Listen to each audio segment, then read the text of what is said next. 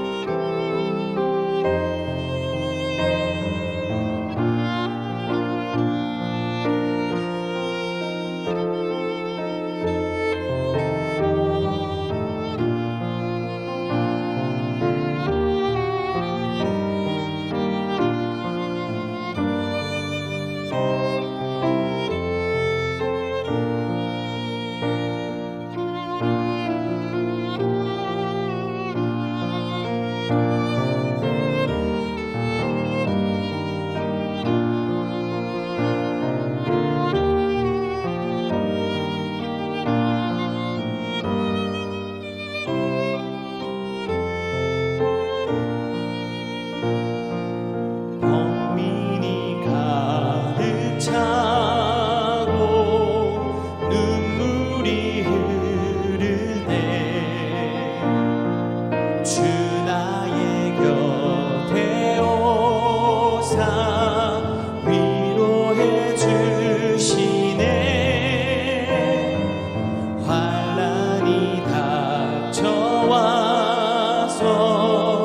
어려움 당할 때 주님의 능력이 입어 원수를 이기네. 그네가 내게 족하네. 그네가 족하네. 이 괴로운 세상 지날 때 그네가 족하네.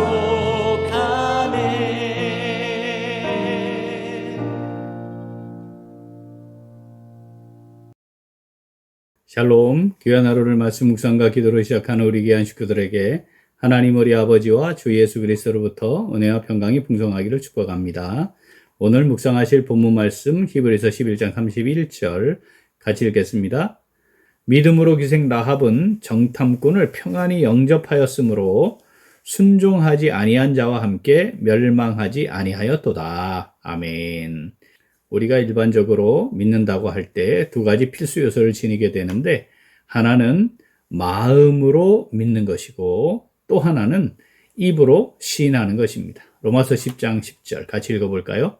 사람이 마음으로 믿어 의에 이르고 입으로 시인하여 구원에 이르느니라.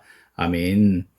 그러므로 자신이 분명하게 믿음의 사람이라는 것을 드러내고 예수 그리스도를 높이며 하나님께서 자신을 통해 이루신 놀라운 일들에 대해 선언하는 것, 그것은 반드시 확인되어야 하는 믿음의 고백입니다.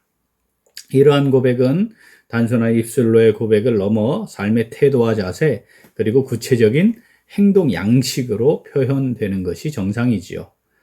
여리고성에 살고 있던 라합이라는 이름의 기생이 있었습니다. 사실은 더 정확하게 표현하면 창녀라고 해야 하지 맞습니다. 사회적으로 버림받고 스스로에게도 당당하지 못하며 또 삶의 의미를 찾지 못하고 그냥 하루하루를 생존하는 사람, 이런 사람을 대표하는 사람인 것이죠. 그녀는 하나님과 이스라엘 백성들에 대한 이야기를 들었습니다. 그리고 이스라엘 백성들이 여리고를 향해 나아오는 가운데 성문을 꼭 닫고 두려워하고 있는 여리고성 사람들과 함께 그 안에 있었죠. 그러던 어느 날 이스라엘의 정탐꾼 두 사람이 자신의 영업하는 집으로 들어왔습니다. 여리고 왕이 그 사실을 알았고 라합에게 정탐꾼을 끌어내도록 지시하였으나 라합은 정탐꾼을 영접하여 안전한 거처를 마련했고 위험하지 않도록 그들을 잘 숨겨주었습니다. 그들을 배반하지 않고 그 후에 아주 중요한 대화를 하게 됐죠. 어떻게 이런 일이 가능했냐? 오늘 본문 말씀은 기생 라합이지만 믿음이 그녀로 하여금 이런 것들을 가능하게 했다. 이렇게 말씀을 하고 있는 겁니다. 본문 말씀 다시 읽겠습니다. 믿음으로 기생 라합은 정탐꾼을 평안히 영접하였으므로 순종하지 아니한 자와 함께 멸망하지 아니하였도다. 아멘. 믿음이 라합으로 하여금 정탐꾼들을 평안히 영접하였고 그들이 안전하게 복귀하도록 도왔습니다. 그렇다면 라합이 그렇게 할 수 있었던 믿음의 내용이 무엇인지가 중요한데 이 사건을 기록하고 있는 여호수아서에 이것이 잘 나타나 있습니다. 여호수아 2장 8절 9절 같이 읽습니다. 또 그들이 눕기 전에 라합이 지붕에 올라가서 그들에게 이르러 말하되 여호와께서 이 땅을 너희에게 주신 줄을 내가 아노라.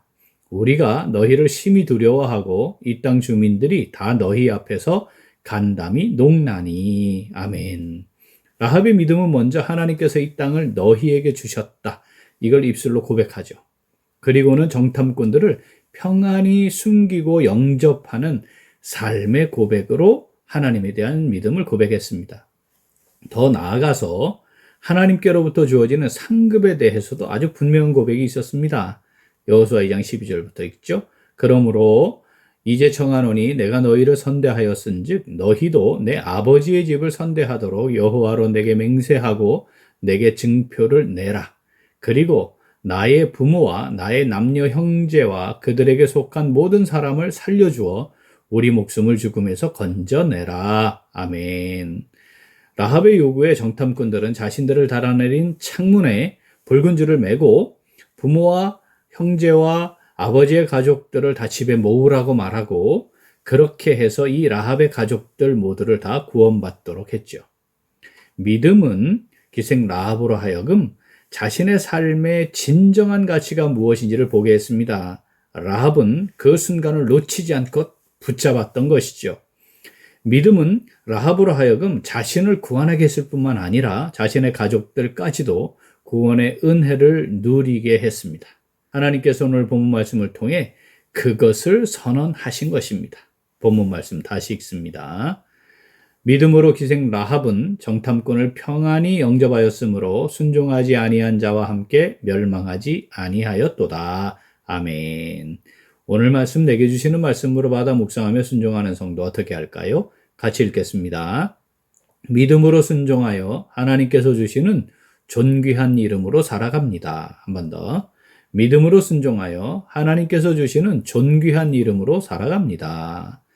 여리고에 사는 모든 사람들은 라합과 같은 이야기를 듣고 무서워하기도 했습니다.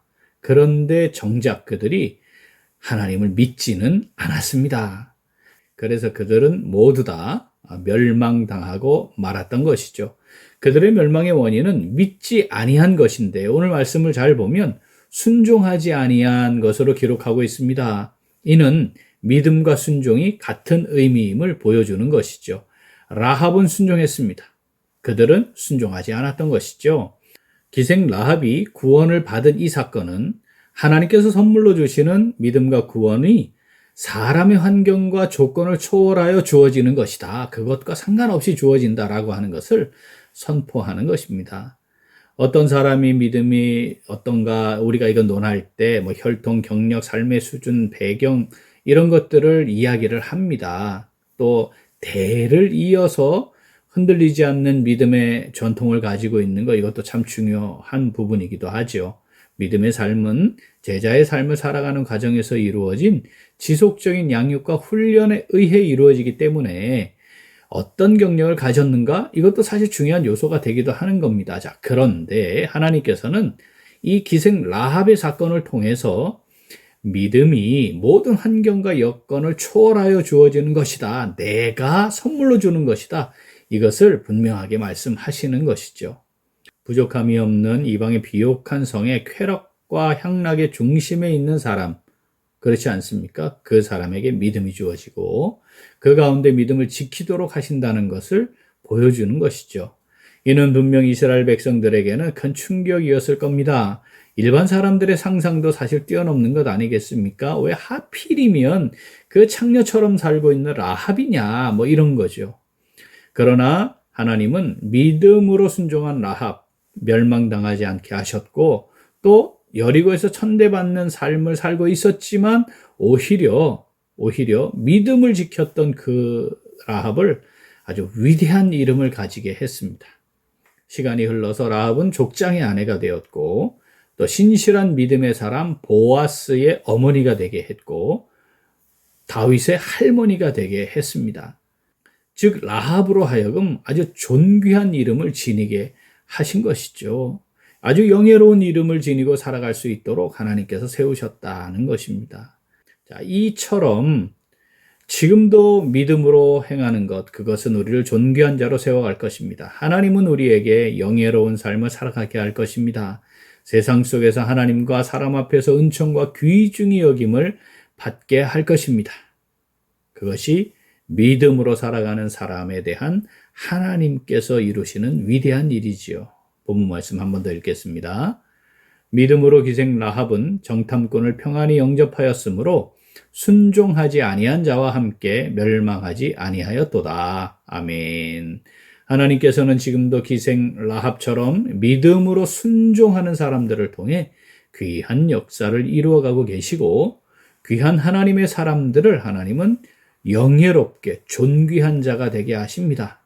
우리에게 주신 믿음을 따라 순종함으로 이 하나님의 귀한 역사를 이루고 믿음으로 말미암는 존귀한 이름을 지니고 그 영예를 누리며 살아가는 오늘, 그리고 우리 매일매일의 삶이 될 수 있기를 간절히 소원합니다. 아멘. 함께 기도하겠습니다. 하나님 아버지, 저희들에게 믿음을 주셔서 참 부족하고 연약하고 허물이 많은 존재이지만 하나님의 위대한 역사에 쓰임받고 믿음으로 말미암는 존귀한 이름을 받아 누리는 복된 삶 허락하여 주시니 진심으로 감사드립니다. 그런데 저희들은 상황에 매여서 눈앞에 보이는 이익과 손해를 계산하여 대응하는 경우가 많았습니다. 출신과 환경과 능력과 배경 등을 먼저 보고 믿음의 깊이와 헌신의 열매를 보면서 사람을 보지 못했습니다. 하나님께 쓰임받는 기준이 세상처럼 외모와 관련인 것처럼 생각하는 어리석음도 있었습니다.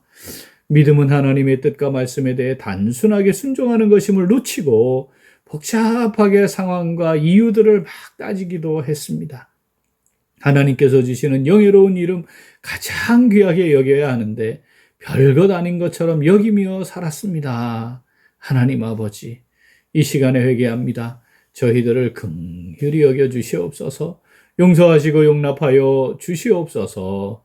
이제 하나님께서는 기생 라합처럼 믿음으로 순종하는 사람들을 통해 지금도 귀한 역사를 이루어가고 계시고 귀한 하나님의 사람들을 영예롭고 존귀하게 하심을 믿고 우리에게 주신 믿음을 따라 순종하여 하나님의 귀한 역사를 이루며 살아가기를 간절히 소원합니다. 믿음으로 말미암는 존귀한 이름으로 살아가기를 간절히 소원합니다.